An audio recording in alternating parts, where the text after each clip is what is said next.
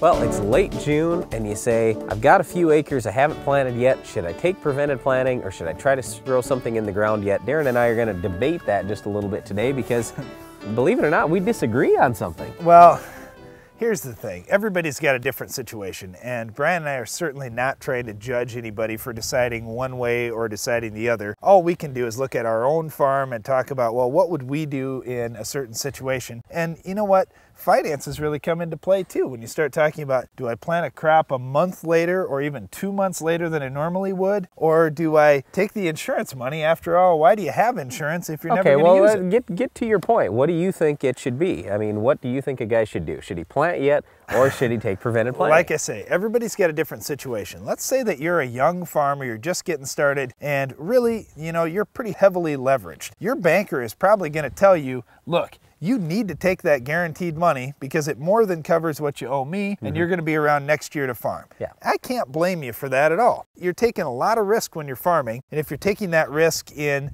April or early May, you say, you know what, I'm taking risk, but I've got a really good chance I'm going to win. When you're taking that risk the end of June or even early July, you say, wait a minute, my odds for winning are not as good. I agree with that 100%.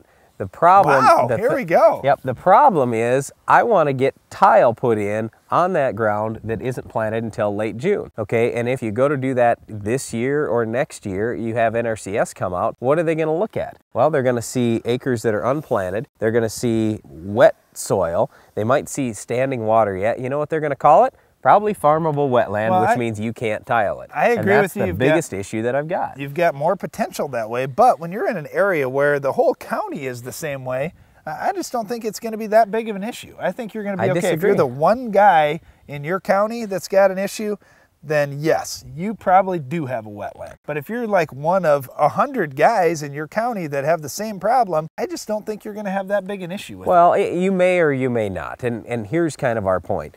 NRCS and the Farm Service Agency don't always compare notes. They don't always go back and look at the maps or anything else. I mean, technically, when you turn in your 1026 form with NRCS, so you're requesting them to make a wetlands determination, they've got to come out, they've got to look at it, they've got to evaluate the soil based on what they see today. So they really shouldn't be going back and looking at the old records, but they technically could. And if you've been taking prevented planting 3 out of the last 5 years on some of this ground that you say you want to tile, they might just call that a farmable wetland and then you're in tough shape. So the way I look at the whole thing is I figure, well, I'm only going to have to suffer 1 year because within a year I'm going to get this tiled. And if you say, well, boy, I don't want to spend all this money on tile, that tile makes so much money, it is unbelievable. In areas where guys couldn't plant this year, and you talk about whole counties, yeah, there were whole counties that they had a really difficult time getting it in, except for the guys that had tile in the ground. They were planted. Everybody else was sitting. Well, okay, let's move on to a different issue though. Let's talk about that ground going into the future. You have a year where you just can't get in, you've had a lot of flooding. What ends up happening is all the microbial and bacterial life in your soil suffers. When you don't have crop out there, it's going to suffer. They die. When you don't have air in the soil because you're flooded, they absolutely die. And here's something you need to consider for your farm. There are some benefits for getting something out there. Now, whether it's the intended crop or not, that's a different story. But just getting something out growing in that ground is a really big deal. Yep, on our farm, we never have taken prevented planting. And we've got just about all our ground tiled, so hopefully we never have to now going forward either. But we planted soybeans as late as July 5th.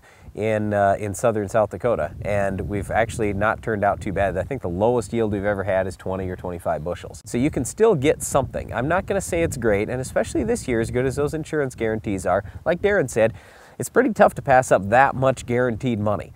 But again, I kind of look at it in the future. I say, okay, I want to tile this ground, so I want to make sure I can always prove, hey, yeah, I've always farmed this, no problem. The other thing is I like to have my microbial life and everything else going and working for me down the road. What we're saying here is you'll raise a better crop next year if you put in a crop this year in most cases. So if you are planting late and you're still going to do it, make sure you're putting something out there. If you're planting some soybeans, definitely inoculate them and probably double inoculate them if you have some ground that's had some flooding. If you're planting some late corn, that's fine too, but make sure you're putting some kind of biological product out there as well. We like to use Quick Rits on our farm. It has bacteria and fungi in it that have been really beneficial to the crop. I guess maybe if you don't have that available in your area, look for something that you can do to try and keep things growing in your soil. Yep, so it's a tough call whether or not you're going to take prevented planting or still try to put a crop in. I will tell you on our farm we usually will, but we don't usually have very many acres. Actually this year we got all our crop planted by the 1st of June. First time in many years, thanks to the tile. But I mean, we just kind of want you to weigh these things out and always try to look at the bottom line, not just for today and for this year, but over the long term, over 20 years or 30 years. Well, one other thing that could add to your bottom line would be killing our weed of the week in your fields. We'll show you how coming up next.